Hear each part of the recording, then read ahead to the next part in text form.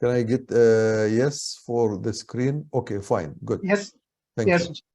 So now let me, I talked about the reference books already, and my first introduction, probably many of you have read the book, or some of you may have not, about the book of Tafkir, or thinking, uh, which was written by Sheikh Taqiyuddin Nabhani.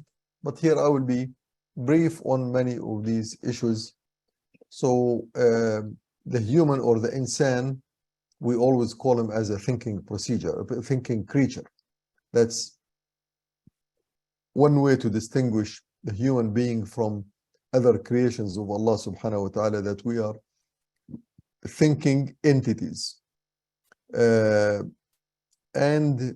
the man, or I'm sorry to use the word man, made human, because some people now will criticize us as being chauvinist, and this is really the English literature and culture. It's not the Islamic or Arabic.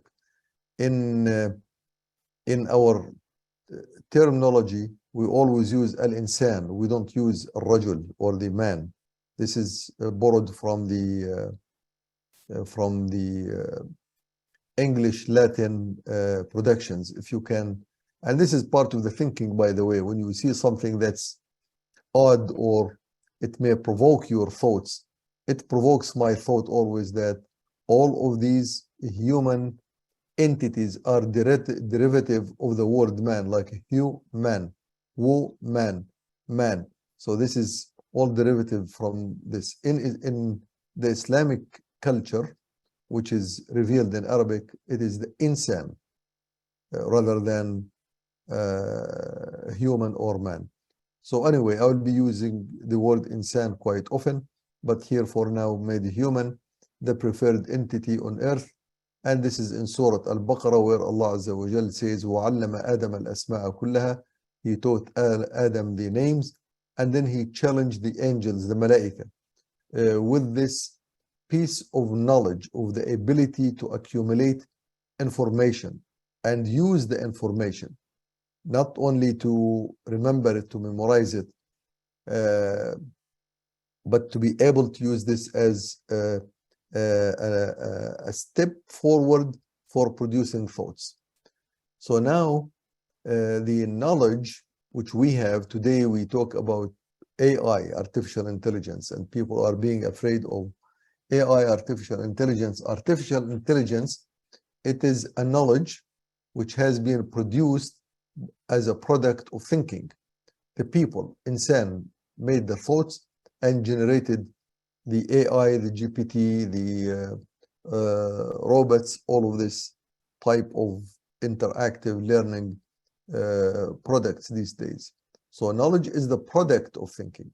It's not thinking, and we'll see now why I'm mentioning this. And people quite often are interested in the product of thinking more than the thinking itself. Now, that's the general people, general. But in reality, we say that without thinking and the thinking procedure, you cannot produce and bring products of thinking. So today, when we talk about political thinking, I need a political thought in understanding the foreign relations so I can take a stand one way or another. Now, this has to be based on someone has to do a thinking. But if you cannot think, or if you don't know the procedure of thinking, you will not be able to produce thoughts, whether in AI, whether in computer science, whether in engineering, whether in policy making, etc.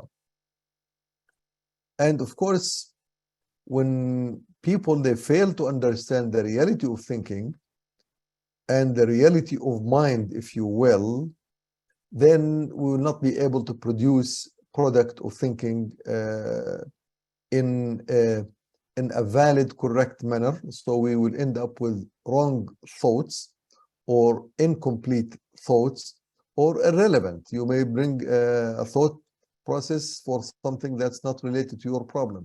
And that's, of course, depending on how you produce this thought. Now, while people started playing with this thinking in order to produce different types of knowledge, there are different styles which were generated throughout the history of mankind. The logics, they were introduced by Greek philosophers, and they made foundations of logic, and it's a means, it's a style, it's a means of producing thoughts. It's called logic.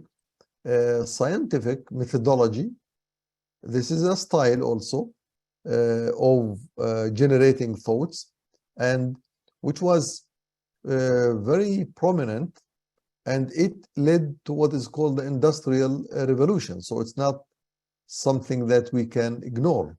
Scientific methodology or method of thinking is a valid thinking, but it is restricted to certain area of knowledge. It's not comprehensive, but it's a valid one. And it did produce a wealth of knowledge, as I was mentioning. Artificial intelligence is one of them. In industrial revolution, current digital revolution, and so on. So, but it failed to provide accurate understanding of the reality of thinking, because it just focused on the scientific method, and then people, in fact, started using the scientific method sometimes for political thoughts or for socioeconomic thoughts, and that was a grave mistake. And they failed to distinguish between the thinking process and the mind. What is thinking process and what is the mind, and so on. So that's some quick remarks here. And here I will introduce a model of knowledge. What I am interested in is in this box right here, which is knowledge. That's what we use in our daily life. Knowledge, that's what. So if I know physics, I can deploy it in order to build some machines or some tools that enable us, let's say, to raise very heavy metallic objects using cranes, and the crane is based on the laws of physics, and the laws of physics are based on understanding of how material interacts with itself and other objects.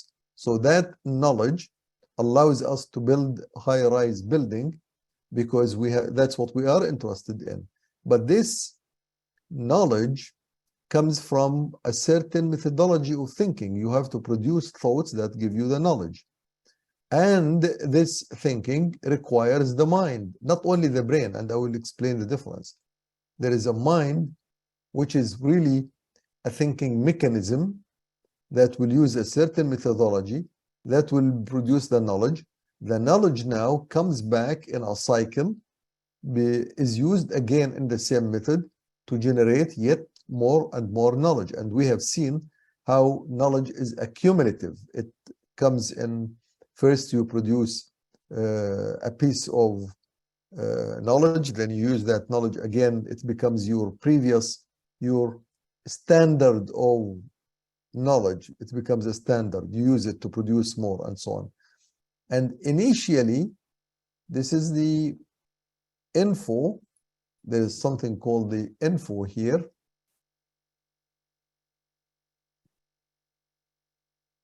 Okay, which is the information. That is just raw data or raw information. When I tell you my name is Mohammad, or my general title which I go by is Abu Talha. So this goes to your mind.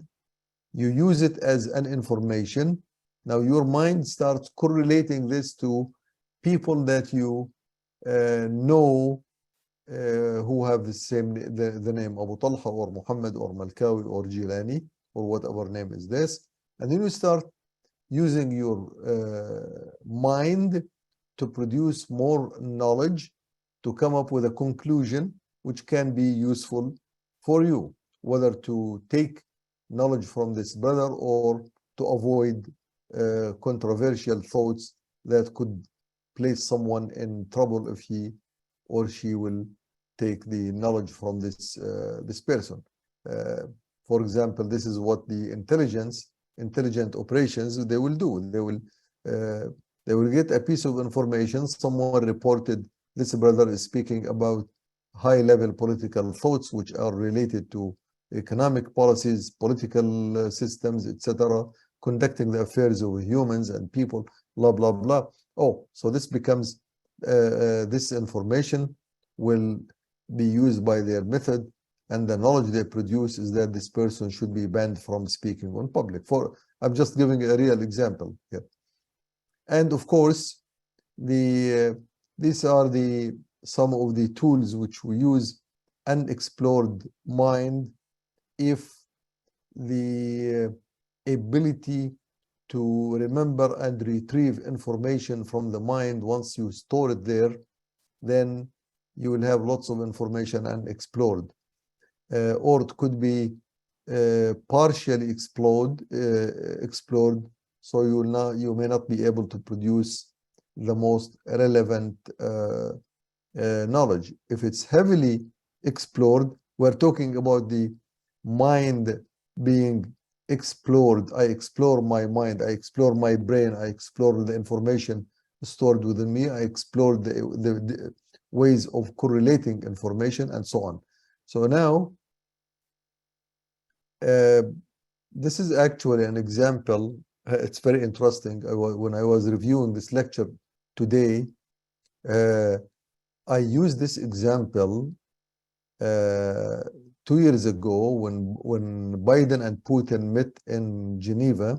See, check recent history, recent remark made by Putin and Biden, read article in Associated Press, and then produce the knowledge here out of this information, which are related to world politics. If I use only the knowledge without processing it in the mind, I would say this is the wrong path. The path has to be with this: get me the knowledge, use the methodology which we are talking about, the producing of the thought, generate the knowledge, then again do the cycle until you come to a final conclusion. And the conclusion which we came up with during that course, which was actually July 2021, there was a meeting that took place in June, on June 16th, 2021, and our conclusion was Biden or America wants to contain Russia. Biden and Putin want to become allies. So these are they become allies, but the end objective of Biden is to contain Russia so that it does not remain like a floating wolf or lonely wolf in the world. That was then, and then the later, 1 year later, the Ukraine war, and came to assert this conclusion. That's not my topic tonight. I just made a reference to it because we talked about that 2 years ago.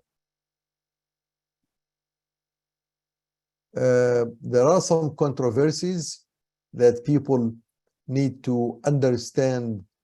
These controversies, for example, evolution or absolute creation, and you need to be able to come to a conclusion, and depending on what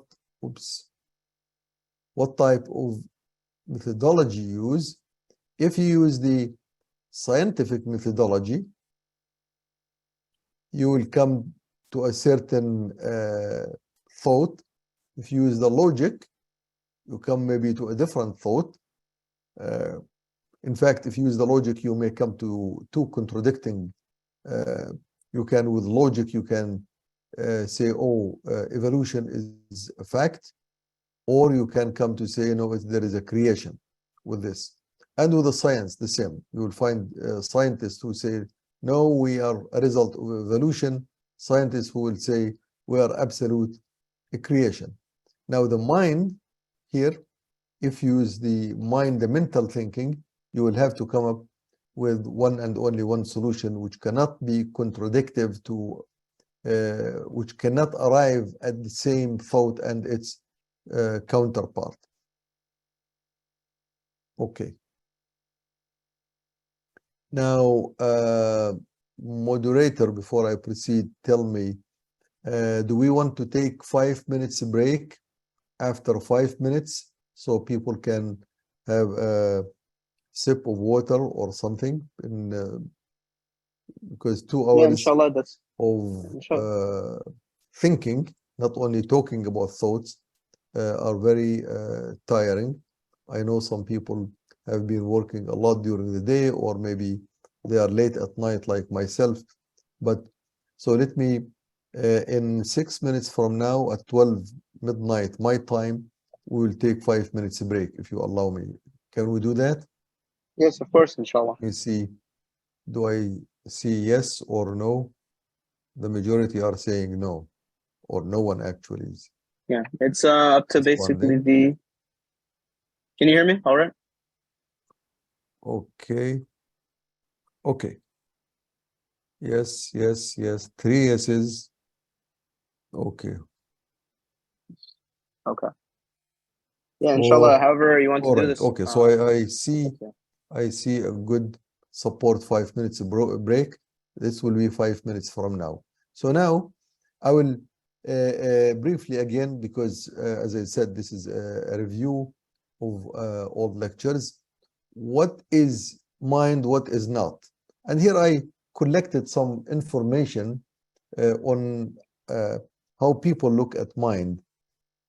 In general, we can say, look, before we proceed, don't confuse mind with the brain. Brain is the tool. It's just like the hand. My hand is a tool. It's like my tongue. My tongue is a tool. But my speech is not my tongue. My pinch, like this, is not my hand. My hand is the tool that I use it to raise objects or to shake hands with people. That's a tool. So we have to distinguish between the brain and the mind. Mind is not the brain. Brain is the tool. Mind is not the feeling. Feeling is emotion. It's a response to instinct. You know, my instinct of survival includes my ability to fear, to have some fear, to be afraid. That's instinct. So when I'm scared or I'm afraid or I'm trying to collect my courage, all of this are either my feelings of my generated by my instincts or my response to my instinct. If I'm or my actual physical need, hunger. My hunger is not the food. My hunger is not the eating. My hunger is an emotion that provokes me and pushes me to go and find some food, irrespective of what that food is, as long as it can quell my hunger. That's what it is. So it's not a revelation.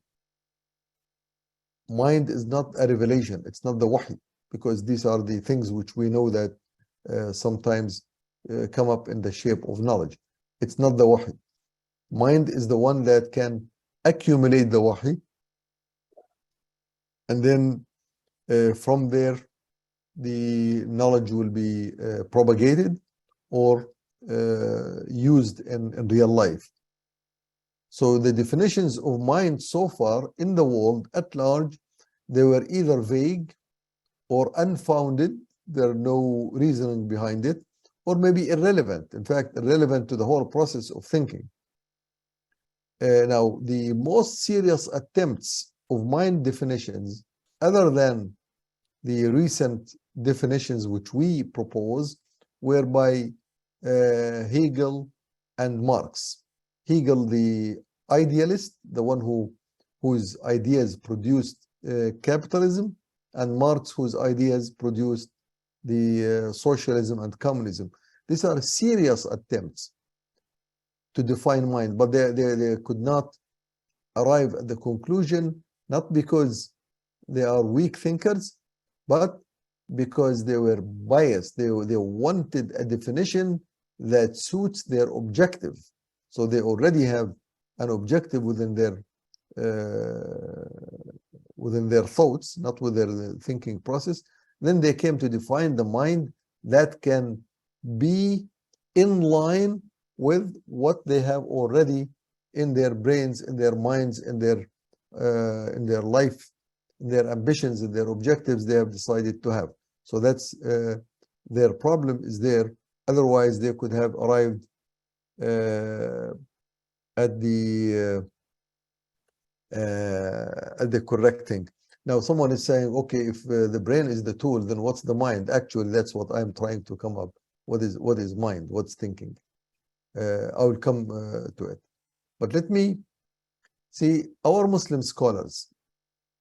Muslim scholars in the past, they have addressed millions of issues in the fiqh, in the policies, in the politics, in thinking, in thoughts. And they were actually, many of them tried to find a good definition of what mind is. Al-aql, in Arabic they call it al-aql. What is al-aql? What is this entity? And they contributed a lot, but nevertheless, we claim that they were somehow impacted by the status quo, previous Greek philosophers, or maybe some of their own thoughts. But anyway, some of the scholars, in fact, many of them, they have three definitions of mind. One of them is called the instinct. So they said it's an instinct, غريزة. It is something embedded within the body. That's what mind is. Some, they said it's a vision. It's a vision that is implanted in yourself as a human. Somebody implanted you a vision that you can see things and you can produce knowledge. But and this is very vague. And then some of them, they said it's the understanding. But the understanding, actually, it's the product or the result of thinking. So let me finish this slide and then I will stop here. Among the most prominent scholars who talked about mind extensively was Al-Harith Al-Muhasibi. If somebody wants to check that, has an interest in this subject beyond what we are talking about here, you can Google Imam Al-Harith Al-Muhasibi, and you look at his articles and booklets. The Mind, he has The Mind, Its Reality and Variations of Understanding. The title is excellent. But actually it does not provide you with the absolute correct understanding or distinguishing between mind, thinking, instincts, or reflections. So this is where I will stop right here. Give me 5 minutes. I will mute myself and take my video off for 5 minutes. I will be here at 12:07, inshallah. I will see you.